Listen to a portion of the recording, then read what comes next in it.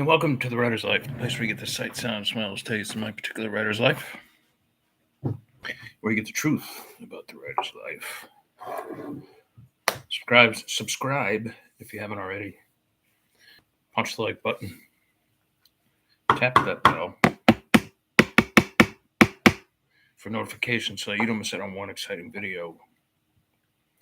How exciting they are. Life-changing. Unbelievable. Fucking great. Not really. So, I don't talk about this enough, I guess. It's an everyday thing with being a writer. Listen, first of all, as a young person, if you're young, you do not set out to make a lot of money. Say you were like, my goal in life is to make a lot of money.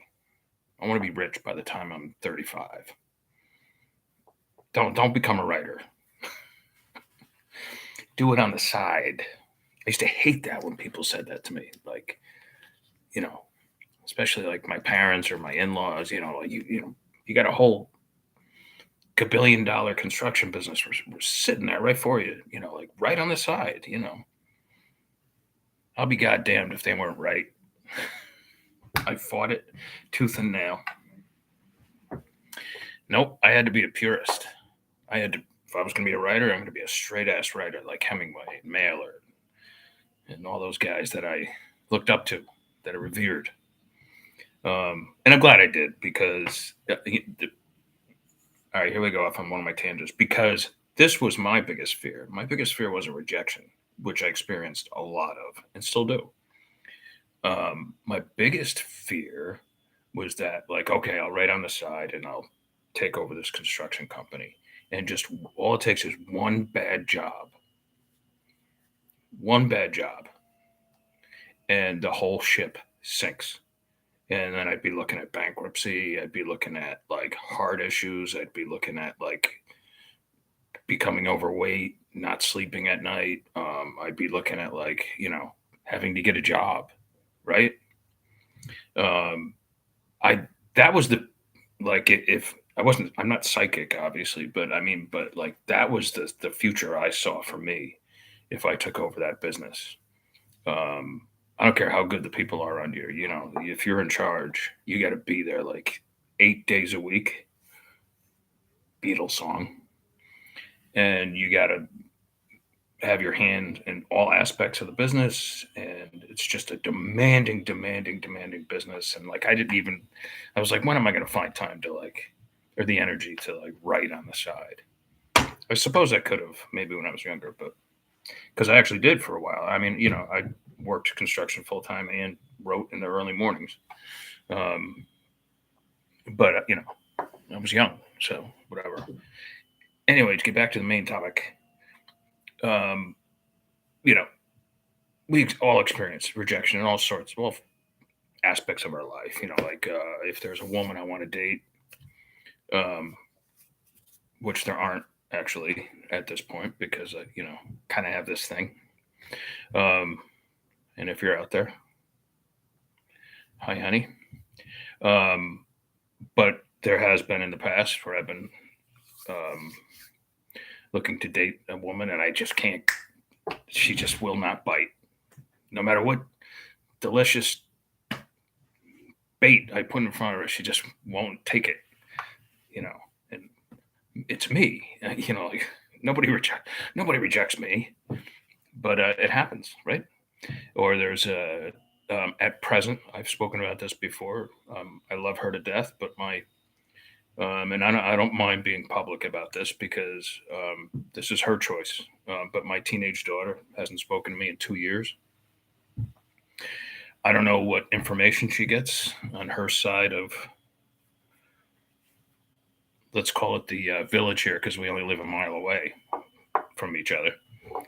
But she just has decided she doesn't want to be in my life right now. Don't ask me why. But that's a form of rejection that you have to deal with. And there's others, of course, right? That job you really wanted, that accounting job, Oh boy. Or if you're a teacher, there's just that one student you're trying to crack to try to improve, and he or she just will not, no matter how hard you try. There's all sorts of forms of rejection that can get under your skin, right? If you're going to be a writer, and if you're going to want to make money from being a writer, you better be prepared for like so much rejection that like, you're, I swear to God, in the beginning. It's not so bad now because we have independent publishing, and you could pretty much anybody could pretty much be an author, quote author. However, um, a lot of these people who are like, well, I'm afraid of rejection, so I'll go right to independent publishing and put my books out there. But if they stink, if they suck, if you don't have any clue of what you're doing, you're going to get rejected by the audience, your reader. They're going to read you and not even read the full book, and they're going to ask for a refund, and boom, and like, so take the Zon, for instance, Amazon. They know when an independent author's work is not good, or not up to par, because they look at the returned books, and if they see an overwhelming amount of books being returned, I don't know if they're going to cancel your account, but they're going to put you so far down in the logarithms. I'm having a brain fart. You know what I'm saying? They're going to put you so far down that no one's going to see you anyway, and you're not going to make any money because you suck. And you should. That's why I always suggest, and every now and then when I do give a talk or whatever, to would-be writers, like I'll be doing soon on the next bestseller in New York. Let's see when I'll be appearing. Saturday, the 29th of April, right? Yeah. So that's coming up. I hope it's remote because I didn't get a hotel room. Anyway, and it's tough to get a hotel room in New York City this time of year. Anyway, I always say my suggestion is if you want to be a writer, a serious writer, go the traditional route first. Those rejections are really important. They help you hone your craft. They help you concentrate. You need to be beat up a little bit, before you can develop a really thick skin. And you need to put out all that crap before you can, chisel yourself in down to the good stuff. So rejection is actually a really important part of being a writer. And I think anybody who works independently, either like me, half my business is independent, half is traditional. You really need to have a couple of at least a couple or three traditional acceptances by very reputable publishers, in my opinion. That's just my opinion. You do your own research and figure out what works for you. But I think you need to make it in the big leagues first before you have the credentials to go off and be an independent writer. So there's going to be tons of writers out there who are going to disagree with me, but that's just the way I feel. So there you go. But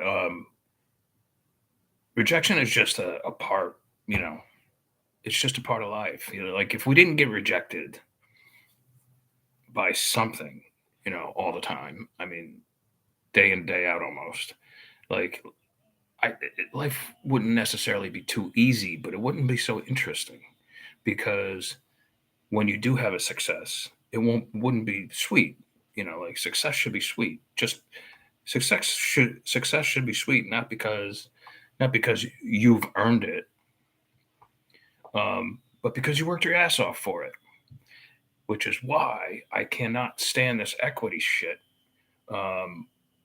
We should be living in a meritocracy where you earn your place. You shouldn't have to have a certain skin color or a certain belief system or a certain woke culture or whatever. And, like, well, we're just going to give you shit. You don't get a trophy for participation. That's bullshit. And I'll fight that tooth and nail. No question about it. Believe me, it's just hopefully just you know, when I see a sign for a politician that's promoting, look, equity and inclusion, I want to like tear it down. You got to fight for what you want. You got to work hard, and you got to earn. You got to earn your keep. Simple as that. And you can't be afraid to be rejected. Day in and day out for years before you suddenly start achieving success.